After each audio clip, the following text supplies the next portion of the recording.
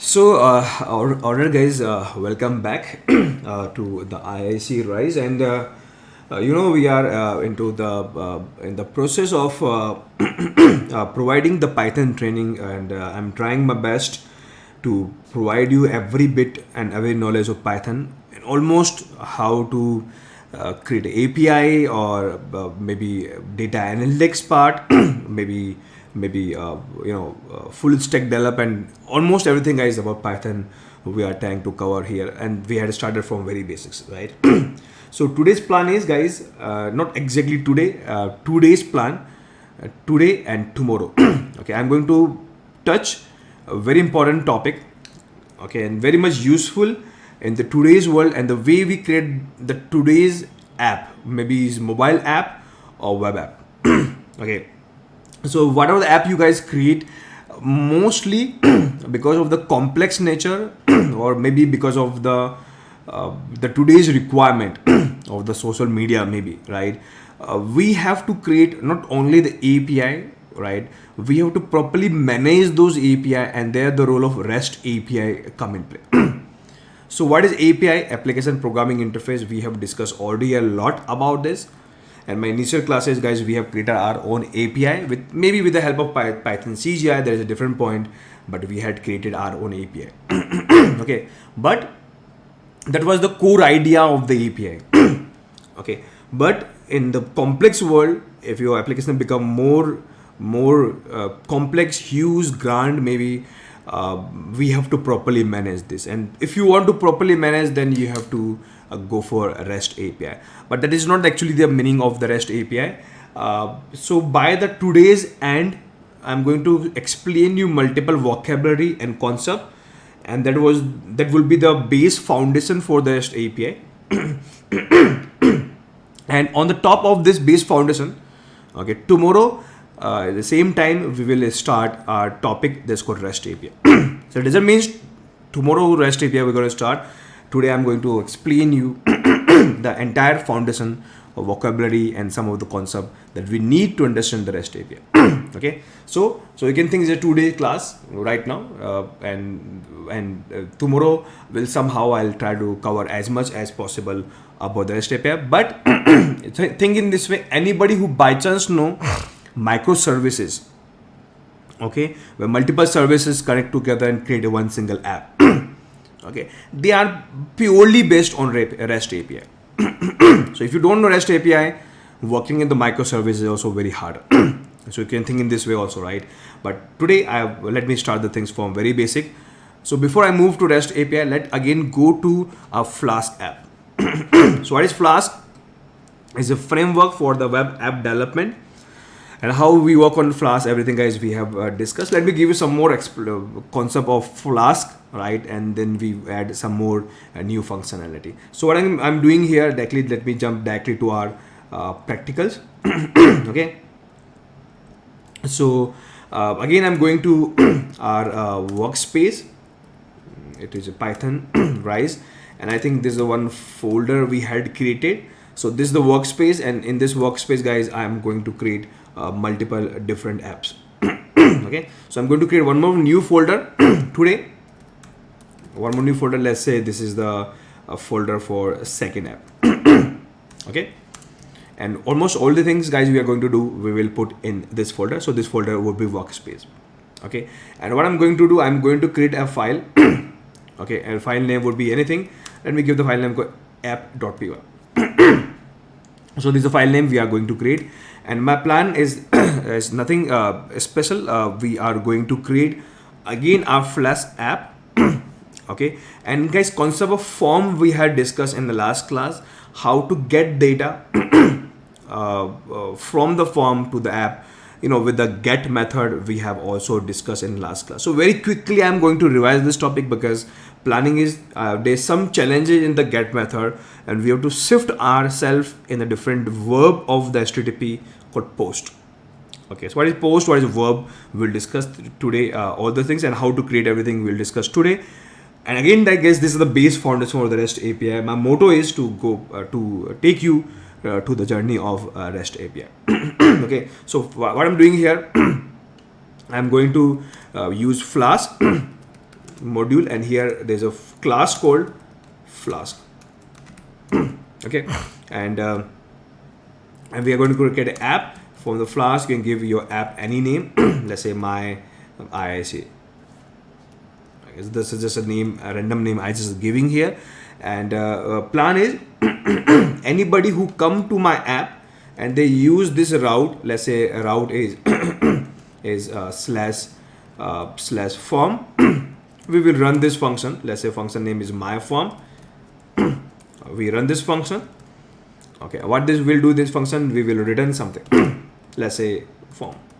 Pretty simple function, nothing very special. Okay, and we have one more app, or we have one more route or path. Sometimes also known as web context.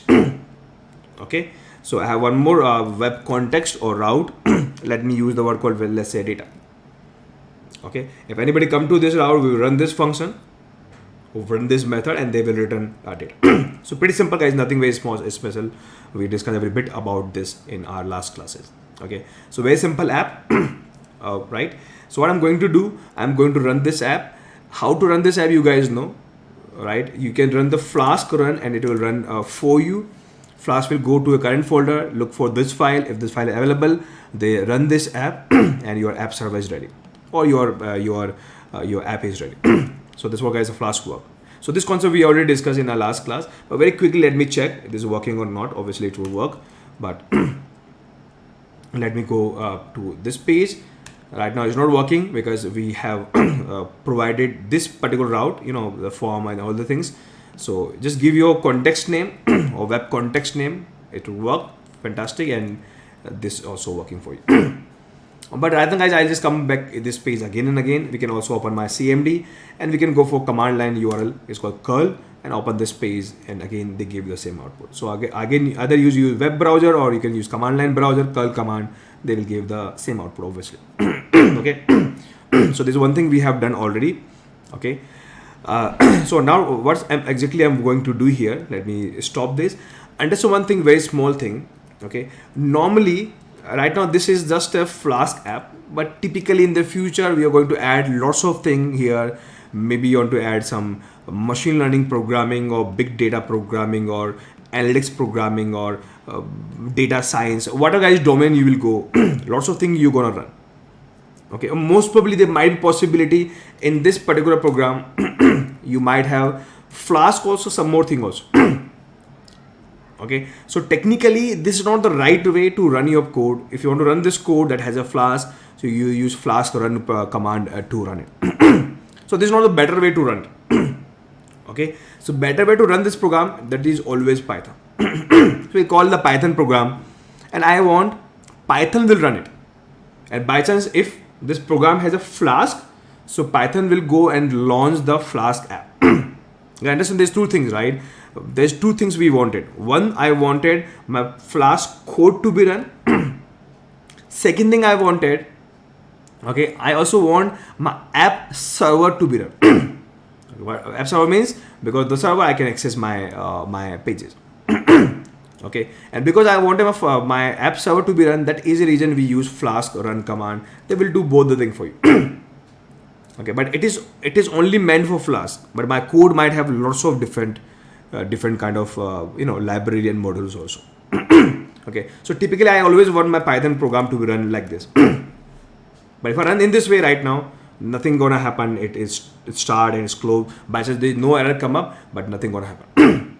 Okay, nano server has been launched. If you try to see this, a nano server is running right now. So technically, if you want to, by chance, if you want to run your program, if you want to run your program the normal way, the way you run your Python code, so, and if this code contains Flask, so there's a one keyword or one method in the app called run. So in this app object we have a run method. So what this run method will do, they will ask the app to launch the app of the Flask. Means all the Flask code run plus also launch the Flask app server. Okay, so that's the key function you can use. Now after this, you can run your code the way you run normal Python code. So if you run this, it run a normal way, it launch your app with this name. okay, and they launch in this URL. Now if you see this will work for you. You can have the access, okay, but right now guys you won't able to access this. Why it should come up, why you're not able to access this? It should work, right? So my yeah, it's work, right? I don't know why it's like some second, but yeah, it's come up. So now it's working very fine, no doubt. Okay, but interesting thing is if you use this function here, so this function provide you a lot of capabilities. Guys, if you notice here, whenever you launch our app server, they launch on port number 5000. But if you want to change, now very easily we can change. So we can here, they have an argument called port.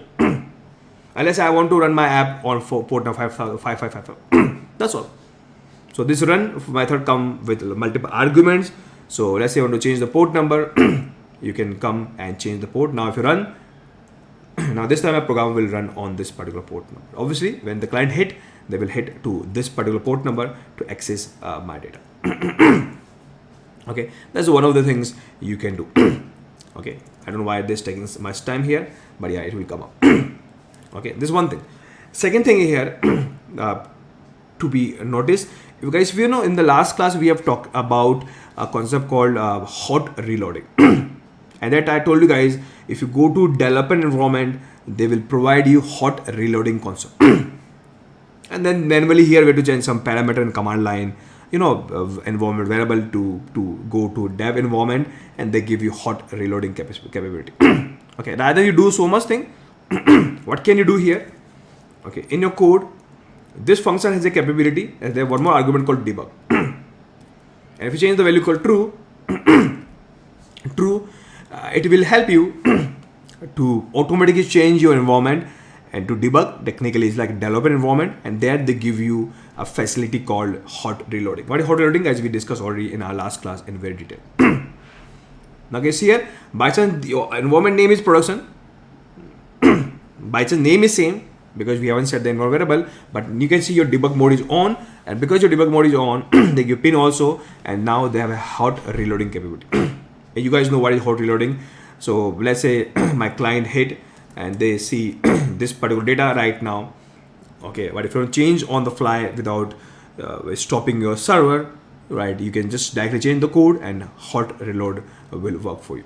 For example, I want to change my data and say I want to write 1, 2, 3. As soon as I save this page, automatically my code reload. Right, they see automatically they detect the change, they reload, and finally my client will see the newest code and newest functionality and newest data. So that's all guys. So I highly recommend guys, whenever you have Flask app, rather you run with the Flask run command. Now onwards in your code you can run this function where I change this. You just run this function and it will work a normal way you normally run. Okay, that's the whole idea. Now guys, from now onwards, even though till today guys, if we have discussed almost all the core concept of Python, maybe ops or multi-threading or error handling, and almost all the code functionality of language in Python we have talked about. But from till date, we keep on typing our code in our notepad. So I don't know why I like this, because it's give me very clear indication about my way I write my code. But it obviously guys, in the bigger project, if you go writing the code in text editor is not a good practice. I highly suggest guys either go for some IDE, okay, or better text editor. So guys, now from onwards, again topic today is REST API only, but this concept I haven't discussed till yet, so I'm discussing right now, very basic thing. So from now today's onward, I am going to use one of the IDE or one of the great text editor. Okay, there are a lot of available in the market. Atom we have, Sublime we have, whatever you feel like, Notepad plus we have. But for me, I'm going to use, and this is very commonly used in the market nowadays, so I'm going to use from now onward one of the text editor.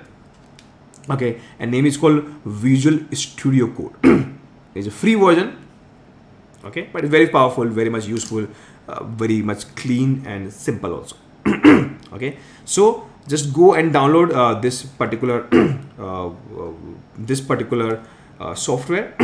It's called VSCode or Visual Studio Code download. Okay, and you can download for Mac and Linux and Windows. It's free. Okay, and you can click here and download, double click and install. Pretty straightforward, nothing complex about this particular software. So in my case, I have already downloaded, I have already installed. Okay, so if I run this, I run VS Code in my search. Okay, so this name come up and it will launch a Visual Studio Code IDE, or maybe you can think it is a text editor. But when I say IDE, it means I mean to say here we run the code, type the code, debug the code, get the output, everything in the single page we are going to do. So I don't have to shift my black screen here, then go to my text editor. Everything in the single page will come up. Okay, and now because guys, right now my entire code of my workspace here in this folder. Okay, so my project is here or my workspace is here. So what I'm going to do, okay, I'll go and use Visual Studio Code, and in the file there's an option called open folder. I click on open folder. Okay, 1 minute. I click open folder. And wherever guys you have the project, so in my case my desktop, and it is there in IIC Python code, Flask code, and first step, right? No, is Python Rise, not IIC. 1 minute please. Python Rise. 1 minute. Okay, so my web and this one. So I'm just opening this. So entire code, whatever you created there, it automatically come. And guys, this is the file we have created. Okay, your code come up now is pretty clean, formatted. The good thing is it will give you proper help also. For example, if you just type de automatically, guys, you see debug, or maybe you can use help for the tabbing, so it auto complete. Okay, so that's the whole install idea. So this ID, you can type the code and run the code here only. So from now onwards, guys, I recommend use some of the ID. Here I'm going to use Visual Studio Code. Okay, only thing is, first time when you're running this Visual Studio Code and creating the Python code, and as soon as you give the file name py, they will help you and ask you to install some extra extension, so they understand the Python code, they understand some extra help, they properly give you the highlight, colors, all the things they do for you. For example, you get some error, they might help you somehow. Okay, there's something is missing. Okay, so I suggest when you install this Visual Studio Code, okay, and when you save this file as a py, automatic in the bottom they give you help and say install some Python extension for the Visual Studio Code. So the screen will look something like this. I already created one screenshot for you because in my case I already installed for you. So this kind of, if you see in this page, when I save this file .py, in the last they said, do you want to install some Python extension? I click on the install in the last, and it installed some extension for me. Okay, and what extension provide me? They provide some lot of extra functionality. Okay, it's in the code formatting, autocomplete, and some more functionality. What are those? We will keep on discussing. There's some normally the ID, whatever the ID normally provide to you. So in my case, extension is already installed of the Python. Okay, that's all. So pretty special, pretty simple actually. Nothing very special here. So I type the code here. In the left, we have our own entire project workspace. I only one single file. Okay, and then top there's an option called terminal, and here I can click on a new terminal. So it will, in the same screen, they give me the terminal. Okay, they give me the terminal. Here I can go and and run my code. Okay, so let me first start from here. So again, if I go and click Python, this file, and again they run for me. By some guys, this error come up because of some other reason. This is one concept of environment, right? So they by default take me to different environment. So what I'm doing here, you don't have to do might be. So I'm just changing my environment, and that's called base. Okay, with this concept called Anaconda, they have the environment, and in this environment I don't have Flask software installed. So there's a base environment that's by default you always go. In your case, when you guys start this, you always go in a base environment only. Okay, so technically you don't have to run this command. By chance, in my case, I might have to run. Okay, so let me run my code again. The code run and your app start the way it started. So code we have, entire file system we have, and my code is also running here. So one single page, this is called IDE. We will manage everything from here on. Okay, so now from here, let's start with the next topic, or I can say the today's topic. So what I'm going to do here, okay, let me very quickly create an HTML form. And I told you guys in my last class, if you want to create any HTML pages, so in your current workspace, right click, or maybe in the current workspace, there's an option called here to create a new folder. And I told you guys in my last class, always create templates folder. Okay, and inside the template folder, if I do right click and create a new file, you can give a file name something like the basic.html. Okay, so I told you guys why we have to do this in my last class. So here what I'm going to do, I'm going to create a form, because my ID, they are helping me. Okay, to just giving me the auto completion also. Okay, and I'm going to write some name, for example, as a text, and I'm using input box, and let's say my name is X. That's all. And BR tag. So guys, you know about this form. So what exactly I'm going to do in a minute, you come to know what we are going to do. Submit. Okay. So pretty much simple form. Okay, but intention is whenever anybody submit this form will store a data in a variable called X, and they take this data in X variable to a file or to the endpoint. Which endpoint I want, they will tell send the data to the endpoint, which one, /data.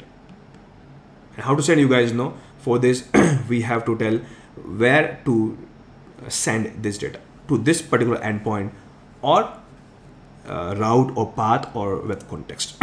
Whatever I say is same thing. Okay, plus which method to use, this could get. And guys, this is the main topic for today. We're going to discuss more about get and post. Very important to understand the further concept of the REST API. Okay, so I want my data, where my data will send from my client browser to my server, to this particular folder is get. Okay, and how they send, in a variable called X. So this concept, guys, we have already discussed in my last class.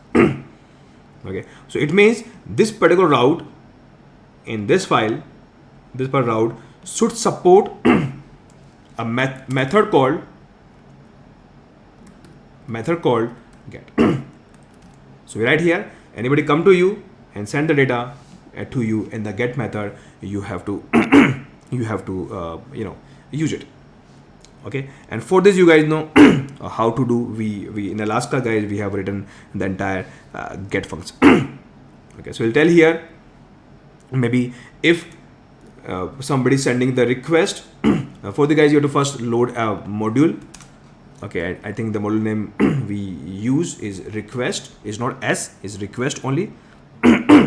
So we're using this particular function and say request.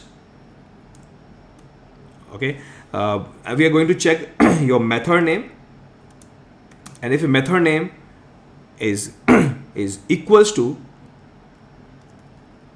get, okay, if this is the case, then in your request, right, you are going to send some data, in args keyword. Okay, and we use get. And if the client send the data in X variable, this concept we already discussed in my last class, and we're quickly developing this code. I want to show you some demo, then I will change this thing with post. Okay, and then just for testing, I'm just printing this data locally in my server. Or maybe I want to return, you can also return this data to the client. So pretty straightforward code, nothing very complex here. Okay, but for this, we have to provide a form to the client, and how to provide a form to the client. So if some client will come to this URL, rather than we will tell have a form as a data, we can use one function here called render template, And render time, guys, is a function. Okay, using this we can ask them to render, means to have our web pages. Okay, and where the web pages we have web page in basic.html. So this code, guys, till here we have already discussed, every bit of it we had discussed. Okay, so if my code is all right, it should work. Okay, and just for testing what I'm doing, I go to my browser only right now, and as soon anybody hit to this endpoint, by chance, guys, my port number I changed actually, this one. They will get this form. Why? Anybody hit to this endpoint or route, my app say this route is connected to this form or this function, and this function will return this page, means this particular page. And that's what come up. Okay, and if I type something here, let's say I'm typing my name Vimal stored in a variable called X. How I know? Even though client will see the source code with Control U and get the source code of this form, and they say what I type here, it go in X variable. Okay, so when I submit, you guys see in the top they go to X variable. Okay, and to go to this page, and this page say if anybody come to me with X variable, I can print plus I can also return. And because they print, the data come up here. Okay, and I only support get. Now, guys, still here we have discussed already. Now, interesting point and important point to be noticed. Okay, why I again create this example here. Okay, important point here to be noticed is, guys, understand one thing. We are at the client in our browser.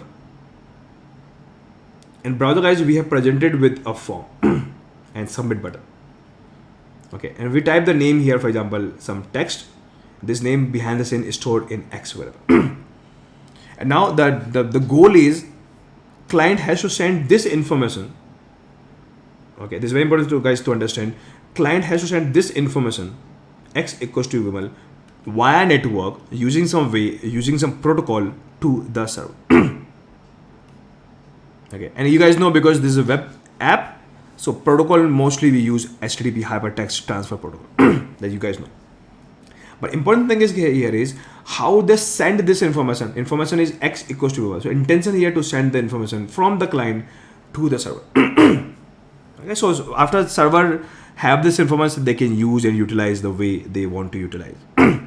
Okay, so one of the method to send this information is, okay, we can do one thing. We can tell the client, okay, because if you want to send to server, so server you have to come, client you have to come to the server in some of the URL, or means some of the path, or means some of the route. And in our case, the route where you have to come is /data, right? You know this one, /data. Why you have to come to this page? Because this is the page or function I have that has a capability go to the network packet, okay, network packet, and inside the network packet, okay, go and retrieve this value. So this particular function, or I say URL or route, has been associated with a function and this function has a capability to get some data of X from the packet. So why I'm guys explaining in this way, to get from the packet. To understand one thing, guys, whenever any client send the data will come go or reach or transfer with the help of a network packet. And if you try to try to open this packet of the network, okay, what you will see mostly in this packet, somewhere you will see a data that's called packet data. Okay, there will be anything. For example, you send the mail or send the SMS, so all the SMS or mail or image or video data stay here, where inside the packet. So this is a packet, they stay here. And for the packet perspective, wherever you packet store the data of the network, this data is also known as payload. Okay, so this one thing is there they have. Second, they also have here is they have the header of the packet. And by the way, if you guys know, we have OSI model, 7 layers we have, and top layer is also known as application layer. So every layer has their own header. Here I'm talking about the layer 7 header, or I can say application header. Okay, and because this packet is created for the HTTP, so I can say it is HTTP header. So if you see guys, one of the header of this packet is called HTTP header. These guys contain lots of things, and one of the information, right? One of the information your HTTP header contain is the URL. Means whatever the URL client type, exactly same URL stored in the packet of it, and same packet reach here. And you guys, one of the things the URL contain, right? If you see this particular page, okay. So if I if I further highlight this point, okay. So one of the things that URL contain is this bit. It means you're telling to this server running on this port number that I want to use this functionality or this particular route. Okay. So in your server, if you have this route, connect to the function, and in the function I'm going to input this value. But entire information guys is come via URL. And the URL, this part, if you say guys after question mark come up, so all the value will come after question mark. So anything that come in your URL after the question mark is normally known as query string. It means if you want to transfer data from the client, so client will type this URL. Either they create this URL by themselves. How? I can manually go to my browser, let's say command line, and manually type here question mark x equals to Harry. So this URL I have created. If I hit enter guys, how would Harry come up? Why? Because this function say whatever x value come up, I will return the same value. Or maybe here I can just for testing I can write for example I will just convert this data into uppercase. So this is a function for uppercase. So what data come up, they will convert into uppercase just for testing. Again, if you hit enter guys, they convert to uppercase. Okay, so this URL client create. Right now I am creating here manually. See here I created manually. I can pass any value. Let's say Jack, come up. Okay, this is my wish. But technically it's way sometimes it's harder for the client to create this kind of URL. Look like a little bit complex. For some client, they don't know the concept. They look like very Greek. That is the reason guys we provide a form to the customer. So form is a way through which will help a customer that you don't have to worry about. Okay, automatically I create this URL endpoint X, and whatever data you put, I will automatically create this URL for you. Okay, this is use of the form, that's all. So when you type something, I'll automatically create this URL for you. But technically this URL is created not by the server, this URL is created by you, by the client. And after only this URL created, then only we will transfer this URL. Okay, transfer this URL inside the packet. And when the URL reach to server, server will go and check about the URL, and whenever they find in the URL they have some value, something come up, the way I explained to you here, this called query string come up, they try to read it. But they only try to read it if they support. Okay, so technically the method, the way I am going to transfer my value by creating our URL either manually or with the help of form. Okay, this method of transferring the value is known as get. That is guys, I ask my form, you have to create a method called get. Means the way you're going to transfer data, just use a method called get, and because get is a method who will send the data in the query string. Or because in the client side you are using get method, so you have to ask server that the way the guys are sending them the value is the get method. So the way you're going to retrieve this value, if you want to use it, right, then the method that you have to use is get only. So in the server, this program who are going to access this value, they also say you have to support get. And that is a reason, okay, we use in this URL and say somebody coming to you via method get, so you should support get. And according to get, what are the function you have internally to to go to the URL. So guys, you know what the meaning of this function is? This line, a request r get, this meaning of this line is we are going inside the packet and see where we have HTTP header. If we find, do you have any URL? If we have, inside the URL we go and get the query string. Means this value we get it there. One more way we can guys check this. Okay, so normally guys, your browser, in my case I'm using Chrome browser, so normal browser come up with some tools. Okay, and this is a form, maybe you open the Facebook or Gmail, right, where the form you have or pages you have, and normally in the browser we have a tool or developer tool. Okay, for example, if I want to access my developer tool, I can use function key 12.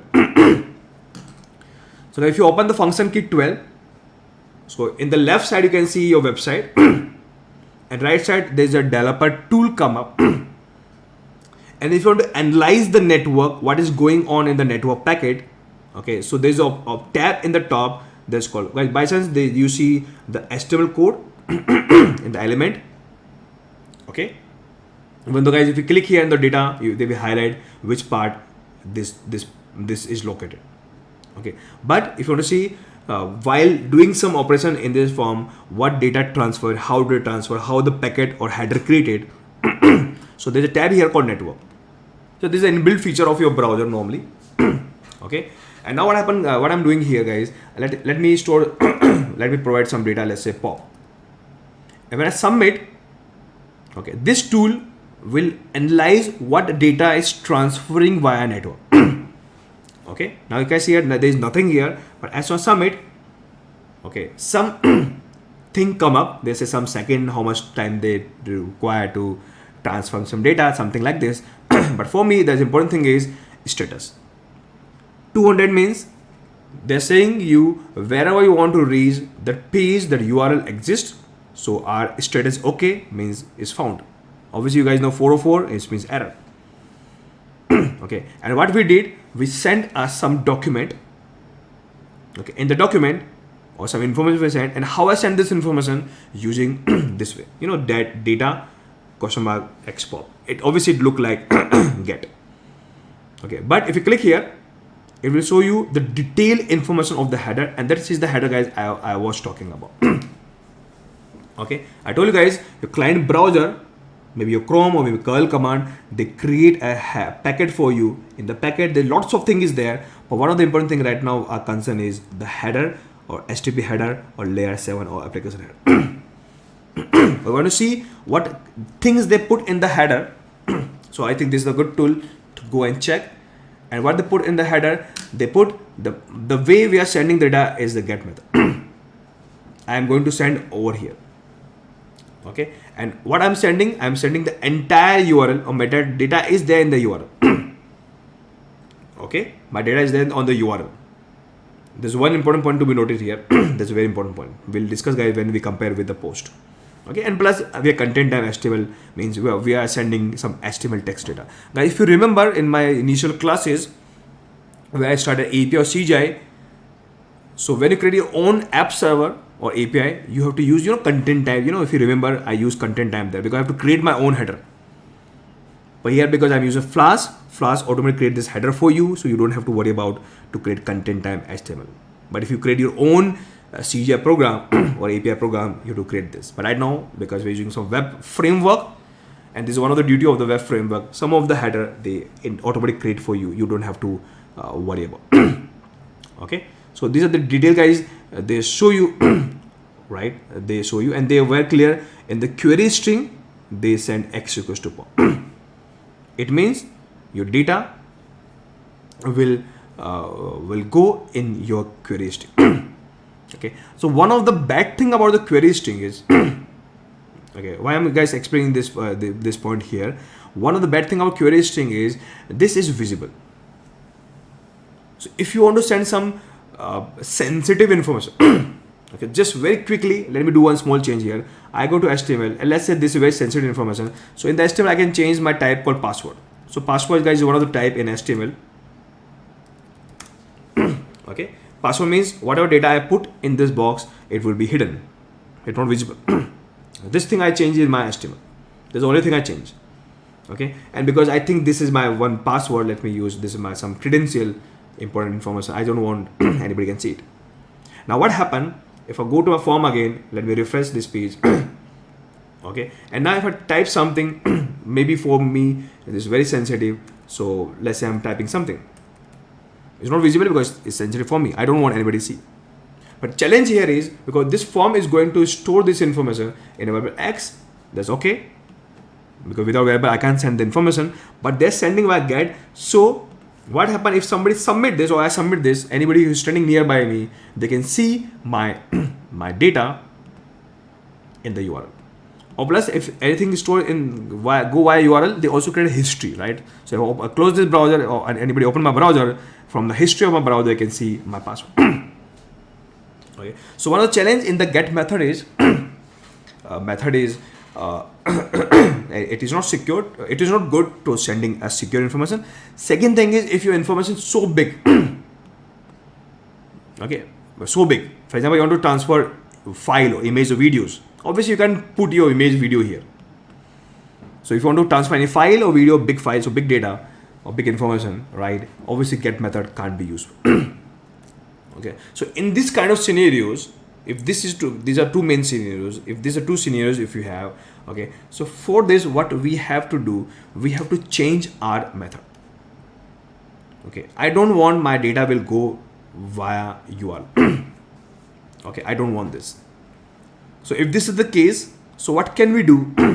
Okay, we can tell our header of HTTP and say do one thing. Okay, header is what is one space. Okay, so I'll tell one thing to my header. Do one thing. Can I send my data inside your header? It's something like this. You know, in the header, I'll show you. Let me go very quickly again. Let me store something, and if I open this one, and you know, in the header, you send a lot of information, content length, content type, and lots of internal information you send. So can I send something inside the header? One of the reason is, okay, if I send something in my URL, it is visible in my browser. But if I send something inside my header as a data and value, right? It's not, at least it's not visible in the browser. Okay, it will go inside the package. So technically it is known as I want to send my data inside the HTTP header, or I want to embed it inside the HTTP header. If you can do so, now whatever data size you want to send, so you want to send the image or videos, whatever you want to send, you can send very easily. Okay, so because it's inside means whatever space you want to provide, we can increase more space because it's a part of the packet. Okay, so there the role of guys method post come in play.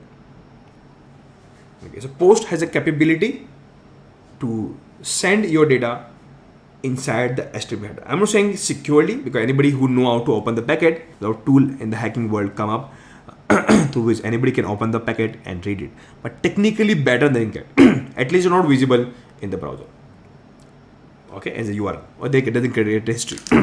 And second good thing about post to use is we can send a lot of like images and videos and files by the post. We can't send with get. How we guys put the file here? You know, we have file images binary. How can put the binary data here?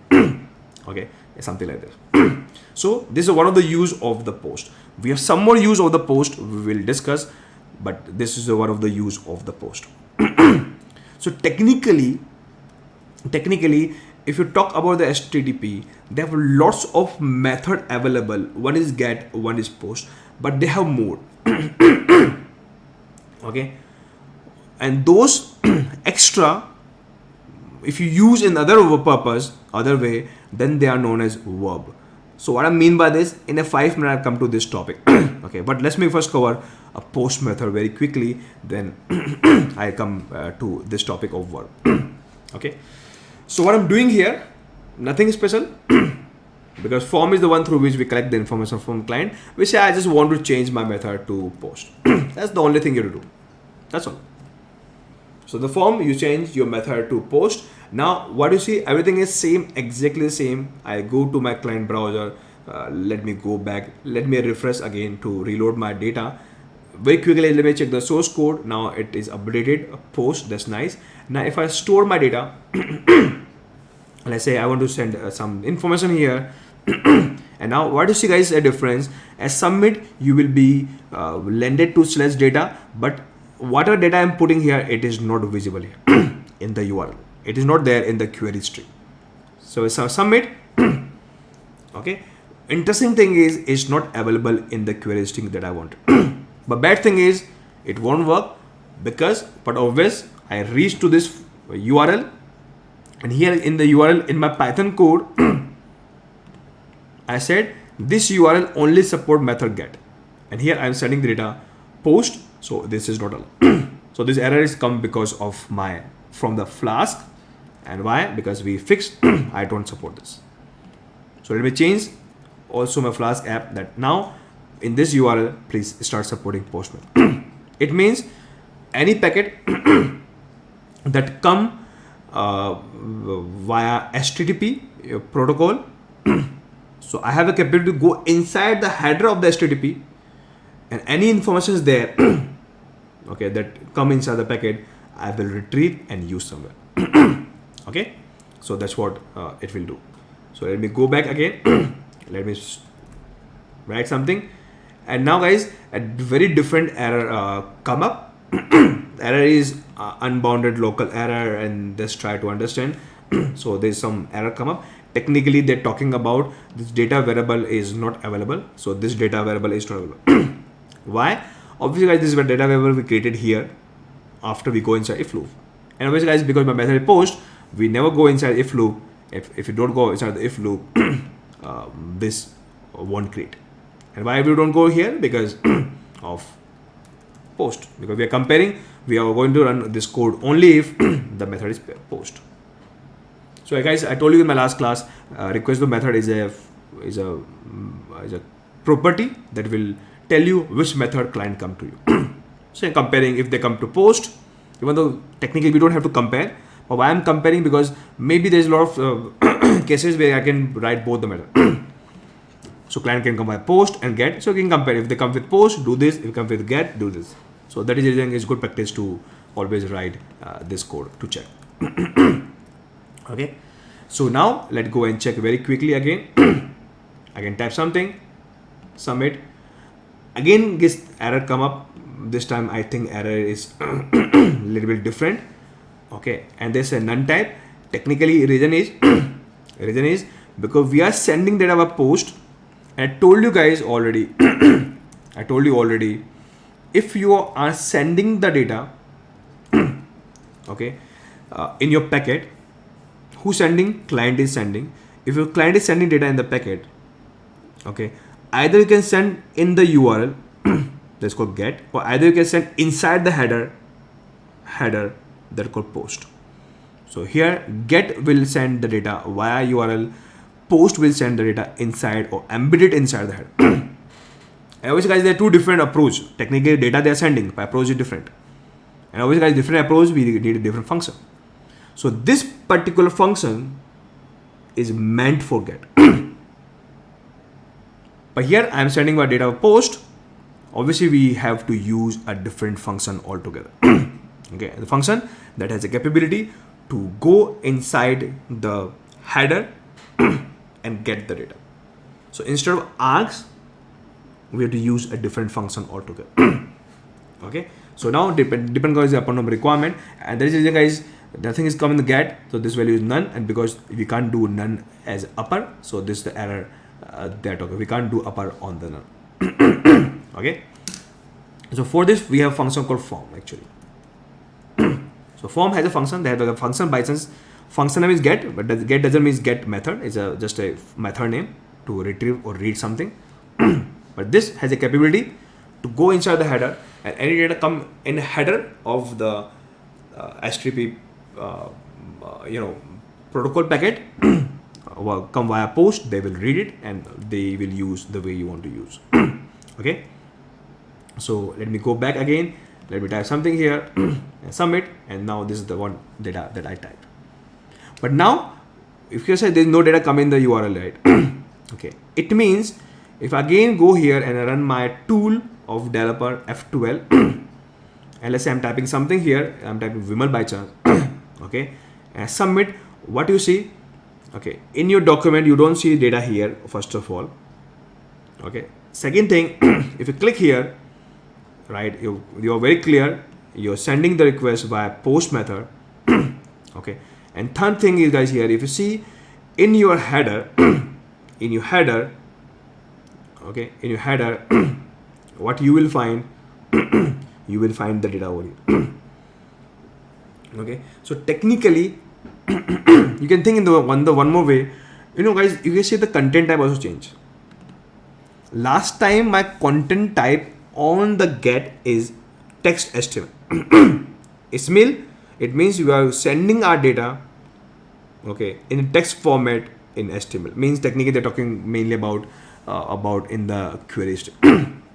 But if you send any data via post, the content type also changed to application form. So guys, when you see this kind of content type somewhere, it means they are sending the data okay, via post. Right now this doesn't means much right now, but when we create a REST API with post method, okay, this keyword we going to use somewhere. Okay, we'll again discuss about this keyword, but this keyword means we are sending the data in our packet via post, right? And they are embedded inside the header in a form data. So this data is not in the URL, they are embedded inside the code. Okay, if you see guys URL, view encoded, your source, it is there in the form. If this, you can still do some preview also. This output they come up, this is a response they come up, and some more thing we might see in the future. Okay, so a very quick difference I've talked about a post and the get. Okay, just keep this thing in mind. Now understand one thing, because we are sending the data, okay, we are sending the data via post. In this case, if you from the curl command, if you want to send some data, how can you send? It won't work. Okay, because if you type this, means you're sending data on the get, and my slash data said they don't support get. They don't support get, so obviously the method not allowed. So in this case, guys, if you want to send the data, how we can send, we'll discuss in a minute, and other things also. Okay, so if your URL support post method, okay, how we can send the data in a command line. Okay, and why I'm talking about the command line, because in my upcoming class, especially tomorrow, I will try to explain you, okay, nowadays the way application has been created, now we don't want to use application from the browser. Okay, my application, I don't want to create and access from the browser. Just for very simple example, okay, let's say this is a Facebook. Okay, and in the Facebook they provide you a lot of capabilities here. One of the capability is to create a post. Okay, now there's two ways to create the post. Either come to this web page or website and click and create the post. Okay, this is one possibility we have. Or second possibility we have, because we know our main requirement is to create a post only mostly.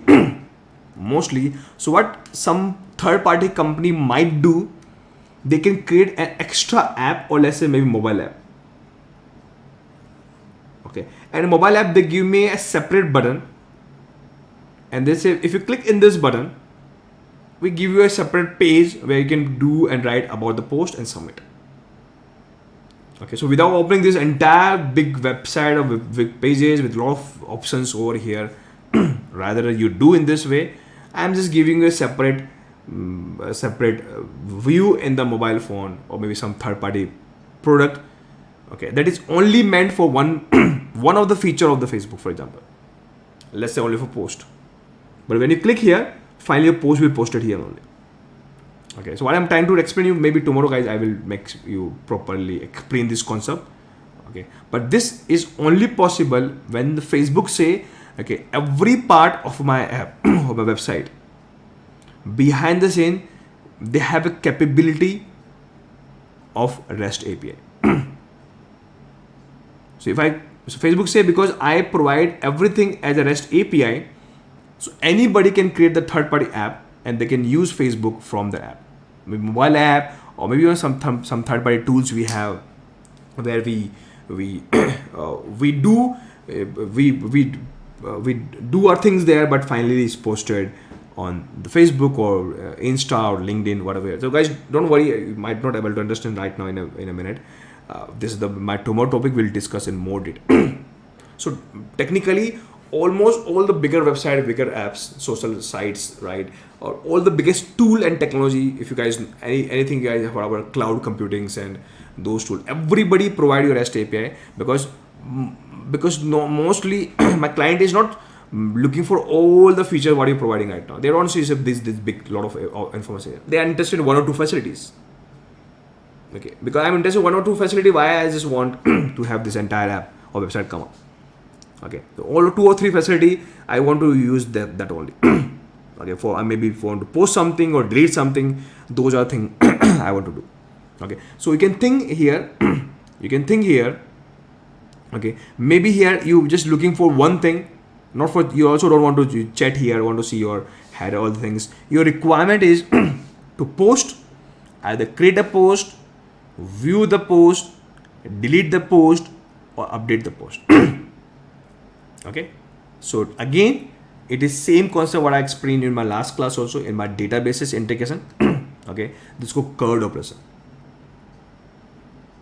So either I want to create the post, read the post, update my post, or delete my post. These are guys 4 things normally you do in your Insta or in your Facebook or maybe LinkedIn. Okay, it's called curved operation. Okay, normally I saw you explain the curved operation with databases. There's a different point, but here, okay, whenever my client want to send a data to the server, okay, obviously they will send via HTTP or maybe secure way HTTPS protocol. Okay, their final action would be this one. And guys, action is also known as verb. Okay, so normally guys in obviously they will do via HTTP. So I can say via HTTP, these are the verb and actions they do. Okay, so if guys, now try to understand, can client send a data to me to server? Yes. How? I explain guys with the form. But form normally support how many method? Normally you always see guys get and post. So we provide. You come to new in a minute what I'm talking about in a minute.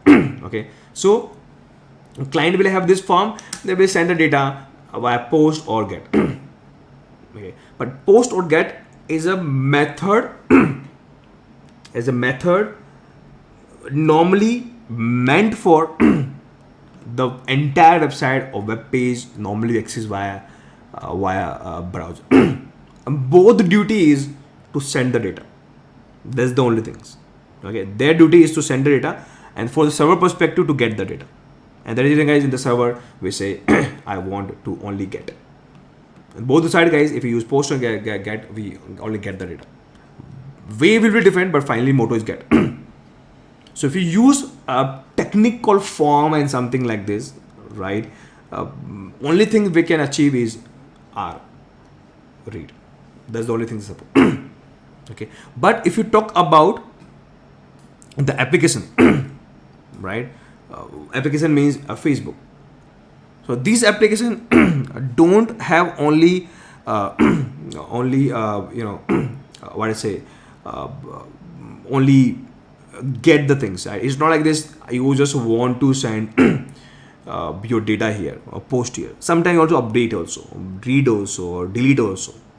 So typically, these applications want to provide these facilities, these actions, these verbs. So that is the reason, guys, in the HTTP protocol, we have added more methods for multiple things. And nowadays, guys, because they have added more method, every method is doing something for you. So we don't even use the word method. Okay, we here use the word called verb and called HTTP verb. And one verb for create, one for read, one for update, one for delete, and more operation we have, right? There's lots of operation we have. For example, if you want to do create, so HTTP has a verb called post. If you want to read, they have the verb called get. If you want to update, they have the verb called put. If you want to delete, by chance they will have the verb called delete only. And like this, they have a lot of other actions also we have to do. We'll discuss in the upcoming classes, but these are very commonly used actions. Okay, so technically, guys, if you want to access any website, and guys, technically, if you want to access the website, mostly you do only one thing: get. Okay, this is a one common thing you do, always get. Or maybe sometimes that's why I might ask you login and password, some detail. You might type something and send it again, maybe via get or post. So this is a typical thing in all the typical websites we do. But nowadays, guys, we don't have a website. Now we have an entire web apps. Or when I say app, it means it is application. And when I say application normally is one that is meant for the client, and client can interact the way they interact the normal local application. And they normally can do CRUD thing there. Okay, and if you want to provide a client proper app with all the facilities, for example, here I will explain to you of CRUD, read the post, update the post. Okay, so a typical way of form of sending data.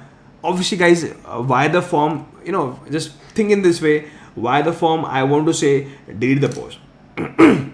Maybe somehow we can do some trick here, we can do it, but it doesn't look proper, logical in the terms of management also, right? How we can ask them here to delete. Okay, but if you talk about Facebook, they have facility here, to update or delete and all the things. Okay, why? Because they say this is one of the feature I have, or this is one of the resource, is a very common term we use. This is one of the resource we have, and we at the Facebook decided in this resource or in this feature, okay, you can do CRUD operation or maybe only delete operation. Depends, guys, what facility they want to provide. Okay, so technically, if any app you want to create, and in app you might have multiple different features, for example, one of the posts or maybe chat, and you want to tell your client that you can do lots of operation in one single resource. Okay, for example, in this case, method is two, but only you can use one things that to upload the data. But if you want to tell the client resource is one, but you can do lots of operation, depend what you want to do, then here the role of REST API come in play. Okay, and guys, this is the use case that can be solved with a REST API. So what exactly means REST API, how to create this, that I haven't discussed today, but at least very high level idea. We'll talk more in basic and more in detail in my next class. But very high level idea, if you want to create an app, it's called web app. And web app normally means app, means client can do lots of things in one of the feature or one of the resources. Okay, so it is only possible if we can create the REST API. Okay, so what is REST API, we'll discuss more in detail tomorrow. But I think this is the concept I think this is a high level concept you guys understood today. Okay, and guys, tomorrow when I create a REST API function, okay, the code would be almost same. There might be some changes we'll do here, okay, but code would be almost same. Okay, so this is I again explain this code to you. But because REST API is a way to manage the things and give some extra capabilities, there's a different point. Okay, so this one concept you should know. Understand again, guys. I'm repeating all the apps in today's world, all the app, maybe Twitter, go to anything, or maybe go to microservices, or any big cloud platform, machine learning platform, everything provide the REST API, because they say I want to give a flexibility to my customer and the client. Okay, whatever feature they want to use, there will be their choice. Okay, I don't want to create the entire website. Now, mostly some of the company give the entire website to you with some of the facility, like for example, Facebook. Some of the company guys doesn't give you all the facility in the browser or the web page. They give you via REST API. For example, anybody by chance know AWS Cloud? Okay, maybe if you log into the web page of the AWS Cloud or portal, they won't give you all the facility. Only commonly used facility they give you. But they say if you want to use every bit of my facility and any operation you want to do CURD, okay, I am giving you a REST full API or REST API. We'll discuss the difference tomorrow. Okay, and you decide what facility you want to use. You don't have to log in my entire app. Just retrieve one feature and do on those resources whatever you want to do. Okay, so guys, think in this way. We'll again tomorrow when we create, you become more comfortable in this topic. Okay, so very important topic for today's world is very much core to understand the REST API. Okay, one more topic, guys, I'm taking today related to this one only. Guys, can you hold for a second, please?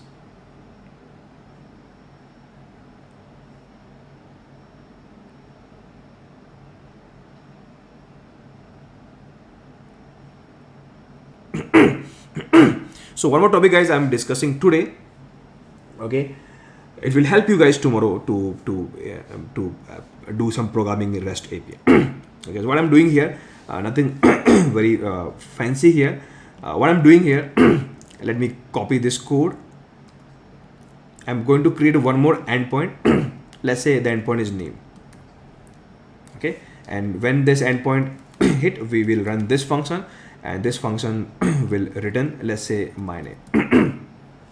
Pretty simple, nothing very complex.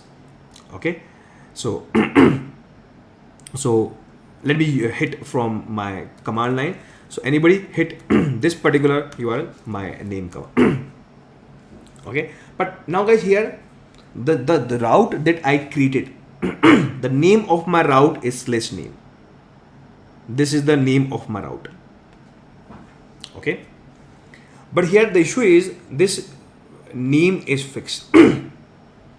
Okay, now this name is fixed, but I want whenever I hit this URL, I will decide which name to pass. Okay, one of the way I can create HTML form something like this, the way I show you. X variable, I can pass this name name will go here, they reuse and they print or whatever they want to do, they do it. So this is one of the way, maybe get or post method we use. But I told you guys, this is a typical older fashion way, very limited capabilities these guys have. Okay, and now other way would be, what can we do? And there's a better way and the newest way I can say. Okay, so if you want in this route, if you want to pass different values, so we can create one more route here like Vimal.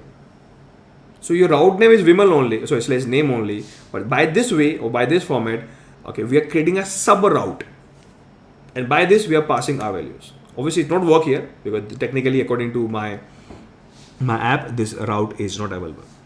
Okay, but what's my plan? Right, so name is my main route, means this one. Okay, and after name I will type different names, what value I want to pass, maybe Harry, maybe Vimal. Okay, and you know what I want? Because according to the browser, finally it is a route. Obviously, guys, I don't know technically my server doesn't know which value my client will pass because it will be anything. So what can we do? Okay, we can use one trick here. After slash name, if I create one variable like let's say maybe y, and this variable will have a capability to hold this value. So whatever value you pass, Harry or Vimal or any value you pass, it will it is stored finally in the y. Okay, so good thing guys, in the route function they have a capability to dynamically create this route for you. Okay, why? This is the syntax they normally follow. Okay guys, technically what happened finally, let me first show you the output, because this y is a variable, so I can directly print y here. Okay, so this y is variable, so whatever value y come from the client, this value we can pass in the function, and you guys know how to pass in the function, y this. So this value y will go in this function, and where I want to use y, there will be your choice. So first let me give you the output of this function. You come to know automatically what I'm talking about. Okay, now we have a capability. Technically, according to my app, this route is available. Okay, slash data is available. Okay, whatever we write here, so those are available, right? But this particular route is not available. The good thing is guys here is now my app has a capability, even though this route is not available, but they can see this pattern. Slash name is available, yes. Okay, slash Vimal available after this, no. But we have a capability to store Vimal in y. Technically, internally, first Vimal will store in the y. So finally, this is the new route created. How? Automatically. And guys, this is the reason this concept is known as dynamic route. Okay, and because y is the variable who to hold the value, we pass this y to the function, and wherever we want to use y, we can use it. So now in this case, you can see guys, there is no error come. So technically, automatically my route created. Okay, and what are the name we pass? First of all, route also created. What a name we pass, it go in my function. Now for this function, for example, I want to do upper function or lower function, what I want to do, or maybe lots of things we can do. Right after I have the value, you can do anything and everything. Right? So it's like this. What is use of this?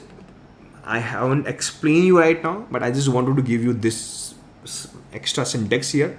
This concept is called dynamic route. Means because your route is created automatically, dynamically.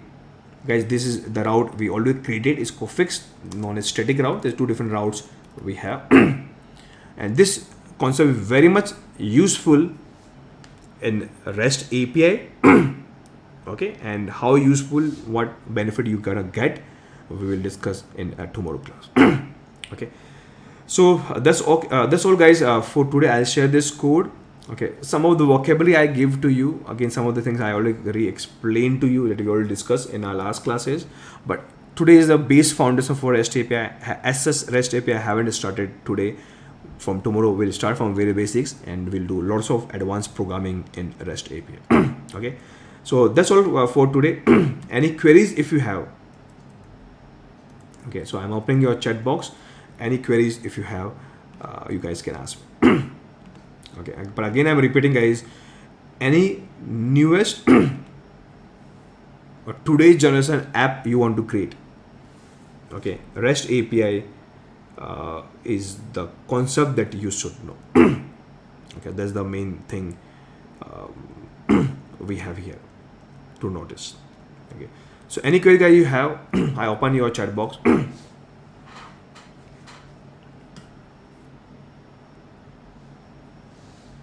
Okay, great, super. Okay, so that's what I use. My plan is here, right? In the ISC Rise, I would look to cover every bit and every concept of Python, from very basics to almost all the different use cases. Okay, and every bit I'll try to explain in a way so they understand the comparison also. Okay, I understand the comparison also. So with MQTT is a pretty simple thing. There's nothing so much special here, but challenge is MQTT normally we use IoT. So obviously this is not the IoT class. So there is no as such meaning to discuss MQTT here. Okay, so MQTT is a way to transfer your data mostly in the IoT device. Yes, can we create multifunction inside the route? Yes, you can create. So this was the one of the plan Gaurav we do, because I told you one resource is multiple verbs we have. There's the idea of there's the idea of your REST API. So yes, what you're saying we can create. I'll show you tomorrow. Yes, Ansik, we will see how to validate. Validating data might not be big deal.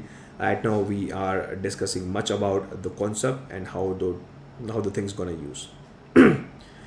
Yes, Pramod, web scraping, we definitely see in my upcoming classes. I'll show you how to do our web scraping. Rahul, when we start implementing further on our web app, then the issue of some security come up. There I will talk about cross origin request for us. Okay, so that's the idea. Validation, guys, we'll discuss, don't worry. So so that's all, guys. That's all for today. Any further queries we will see in